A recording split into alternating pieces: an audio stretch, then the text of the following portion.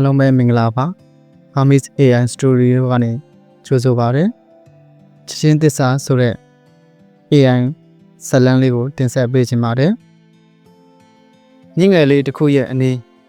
ကျေးလက်ရွာလေးတစ်ရွာမှာတော်တာနဲ့မင်းခန့်တို့ဟာငယ်စဉ်ကလေးဘဝတည်းကအတူတူကြည်ချင်းလာခဲ့ကြတယ်သူတို့နှစ်ယောက်ရဲ့ယင်ထဲမှာတော့ယူသားပြီးခံမြဲတဲ့ချစ်ချင်းမြတ်တာကအနည်းတွင်နေခဲ့ပြီတော်ရာရဲ့လပဆုံးပိုင်ဆိုင်မှုကတော့ယူသားဖြူစင်တဲ့အကြုံလေးတွေနဲ့စိတ်သက်ခိုင်မာမှုပဲမင်းခန့်ကတော့တော်ရာကိုကာဝယ်ဆောင်ရှောက်ဖို့အငြင်းအသင်းရှိနေတဲ့တစ်ပင်ကြီးတစ်ပင်လိုပဲသူတို့နှစ်ဦးရဲ့အချစ်ဟာရွာသူရွာသားတွေကြားမှာနမူနာယူစရာဖြစ်နေခဲ့တယ်ဒါပေမဲ့သူတို့နှစ်ဦးရဲ့ချစ်ချင်းခီးလန်းကချောင်ကျူးခဲ့တာတော့မဟုတ်ဘူးရွာမှာစီးပွားရေးခြေနေတွေဆိုးရွားလာချိန်မှာမင်းခန့်ဟာမြို့ပေါ်တက်ပြီး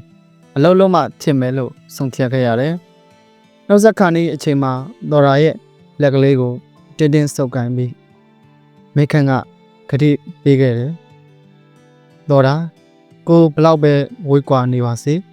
ဘလို့ခက်ခဲတွေနဲ့ပဲရင်ဆိုင်ရပါစေကိုရဲ့တစ္ဆာကအကြောင်းလဲကိုပြန်လာတဲ့အထိမင်းတယောက်တည်းကိုပဲချစ်နေမယ်။မင်းလည်းကိုစောင့်နေမယ်လို့ဂတိပေးပါ။တော်ရာကမျက်ရည်တွေဈာကနေခေါင်းညိတ်ပြီးပြန်ပြောခဲ့တယ်မင်းခန့်စိတ်ချပါအချိန်တွေဘလောက်ပဲကြာပါစေကိုတို့ရဲ့ချစ်ကအမြဲတမ်းခိုင်မာနေမယ်တော်တာတစ်သက်လုံးမင်းခန့်ကိုပဲစောင့်နေမှာပါမြို့ပေါ်ရောက်ပြီးနောက်မင်းခန့်ရဲ့ဘဝဟာထီးကျန်ပြီးပြင်ပဆင်းရဲခဲ့တယ်သူ့ရဲ့ရိုးသားကြိုးစားမှုကြောင့်အလုံးမှာအောင်မြင်မှုတွေရလာခဲ့တယ်မြို့ကြီးတရားကြီးရဲ့တောက်ပတဲ့အလင်းရောင်တွေဆွဲဆောင်မှုတွေပုံမကောင်းမွန်တဲ့အခွင့်အရေးတွေရှိနေခဲ့ပေမဲ့မင်းခန့်ရဲ့ရင်ထဲမှာတော့တော်တာပေါ်ထားတဲ့သစ္စာတရားကလုံးဝမပြောင်းလဲခဲ့ဘူးတစ်ဖက်မှာလည်းတော်တာဟာရွာလေးမှာတယောက်တည်းခြံခဲ့ပေမဲ့မင်းခန့်ရဲ့ဂရိစကားတွေကိုရင်ထဲမှာငြင်းညံစွာထားခဲ့တယ်မြို့ပေါ်ကချမ်းသာတဲ့လူတယောက်ကတော်တာကိုချေဆိုခဲ့ပေမဲ့တော်တာကညှင်းပယ်ခဲ့တယ်သူ့ရဲ့ဖြေကရှင်းလင်းပြတ်သားတယ်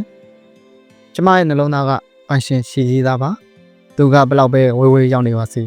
ကျမရဲ့သစ္စာကသူ့အတွက်ပဲနှစ်တွေလည်းပတ်ခဲ့တယ်မင်းခန့်အောင်မြင်မှုထိုးထိပ်ရောက်နေချိန်မှာမညှော်လင်းတဲ့ကိစ္စတစ်ခုဖြစ်ပေါ်လာခဲ့တယ်သူအကြီးကျယ်တန်းရရှိခဲ့ပြီးမြို့ဘော်ကဆရာဝန်တွေကသူ့ကိုအကောင့်တိုင်းပြန်ဖြစ်ဖို့မသေးကြဘူးလို့ပြောခဲ့တယ်စိတ်တကြပြီးအငဲ့နေတဲ့အချိန်မှာမင်းခန့်ရွာကိုအာကိုတကြီးပြန်လာခဲ့တယ်သူတော်တာကိုသူ့ရဲ့အခြေအနေကိုပြောပြဖို့လဲကြောက်ရွံ့နေခဲ့တယ်ဒါပေမဲ့တော်တာကသူ့ကိုတွေ့ချင်းပဲပြေးဖက်ခဲ့တယ်ညရည်တွေနဲ့ဆူရွှဲနေတဲ့ညနာလေးမှာနောင်တဝမ်းနေမှုဒါမှမဟုတ်စွန့်ခွာသွားခြင်းတဲ့အရေးအယောင်လုံးဝမရှိခဲ့ဘူးရှိနေတာကခိုင်မာတဲ့ချစ်ချင်းမြတ်တာတခုတည်းပဲမင်းခန့်ဘာမှမကြောက်ပါနဲ့ဘာဖြစ်ဖြစ်တော်တာမင်းခန့်ပေးမှာအငြင်းတန်းရှိနေမယ်ကိုရီးယားဂရိကအသက်ရှင်နေတော့မယ်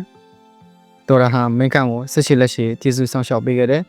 နေရောညပါမပြတ်နလန်ထူလောင်ခရီးဆက်ခဲ့တယ်မင်းခန့်ရဲ့စိတ်ဓာတ်ကိုညှိနှိမ်ပေးခဲ့တယ်တော်ရာရဲ့ညစ်တာသစ္စာနဲ့ကျေးဇူးဆောင်ရှောက်မှုတွေကြောင့်မင်းခန့်ဟာအော်စရာကောင်းလောက်အောင်ပြန်လဲကျမ်းမာလာခဲ့တယ်။နောက်ဆုံးမှာတော့သူတို့နှစ်ဦးအားရွာမှာပဲရိုးရှင်းတဲ့မင်္ဂလာပွဲလေးကိုကျင်းပခဲ့ကြတယ်။သူတို့ရဲ့ညလုံးတွေထဲမှာနှစ်ပေါင်းများစွာခံမြဲလာခဲ့တဲ့သစ္စာတရားရဲ့အဓိပ္ပာယ်ကိုညင်တွေ့ခဲ့ရတယ်။ဆုံးသက်မှာတော့သူတို့နှစ်ဦးအားညင်ငယ်လေးဖေးကအိမ်လေးတစ်လုံးမှာပျော်ရွှင်စွာနေထိုင်ခဲ့ကြတယ်။မင်းခန့်နဲ့တော်ရာတို့ရဲ့ဇလန်းကလူတိုင်းကိုသင်ခန်းစာပေးခဲ့တယ်စစ်မှန်တဲ့ချစ်ချင်းမြတ်တာဆိုတာအတားအဆီးတွေခက်ခဲတွေချိန်တွေခြားထဲမှာပျက်စီးသွားတာမျိုးမရှိဘူးတစ္ဆာတရားနဲ့ခိုင်မာလေးနက်မှုဆိုတဲ့အုံညစ်ပေါ်မှာတိဆောက်ထားတဲ့ချစ်ဟာထာဝရတည်တံ့နေမှာပဲဆိုတာကိုသက်သေကြားခဲ့ကြတာပါပဲ